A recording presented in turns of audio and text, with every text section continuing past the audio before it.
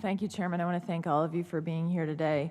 Admiral Stavridas, I wanted to ask you about your prior position as commander of SOUTHCOM.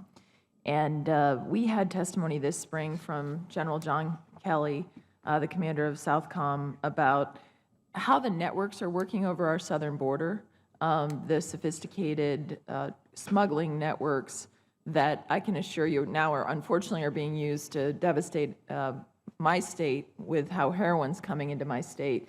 But also the issue that he raised as well was that he believed that adherents to ISIS have called for infiltration of our southern border. So I wanted to ask you about your thoughts on that in terms of the use of those networks to not only on things like drugs, but also as we look at this terrorism challenge. Is this something we should be worried about? It absolutely is something we should be worried about, Senator. And I have called this before convergence. And it is the convergence of these drug routes, which are extremely efficient, with the possibility of using them to move terrorists, or at the really dark end of the spectrum, weapons of mass destruction, along with the narcotics. So when those drug routes and those higher level threats convergence, I think we are at great risk. What we should do about it is exactly what we're talking about here, is think holistically about how you create a network to combat a network. This is a very sophisticated private-public, if you will, collaboration with international abilities ranging from moving submarines with 10 tons of cocaine to aircraft, et cetera, et cetera. So you need to bring the interagency to bear, you need to bring special operations to bear, and I think this also argues for merging NORTHCOM and SOUTHCOM, because it creates one sphere through which these routes are coming at us. So there's a quick basket of ideas. I appreciate it. I don't know if anyone else wants to comment on that. Thank you. I also wanted to, given, not to pick on you today, Admiral, but given your prior position as certainly the commander of NATO, what we've seen recently with Iran, on October 10th, Iran conducted a ballistic missile test, medium-range missile, and then also recently we've learned that they've tested a missile on November 21st.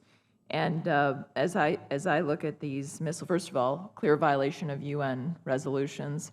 Also, from what we understand, the reports suggest that the missile tested last month has a range of approximately 1,200 miles. So that would give Iran a capability, of course, of hitting Eastern Europe and places that we're concerned about in the NATO context.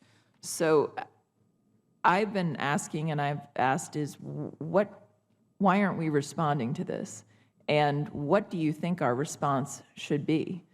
Should there be some response? It strikes me as a very important issue because it's already, in light of the JCPOA, they're violating existing UN resolutions.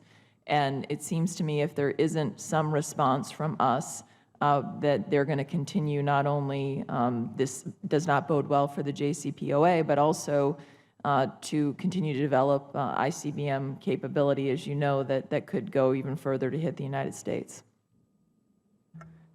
As I've said often, Senator, we ought to be concerned about Iran's nuclear program, but it is a much bigger problem than that. Iran views itself as an imperial power dating back 2.5 millennia. They currently are in control of 5 capitals in this region. The JCPOA, I think, is going to shower resources upon them. And so they are a highly dangerous opponent and will be going forward. So what should we do?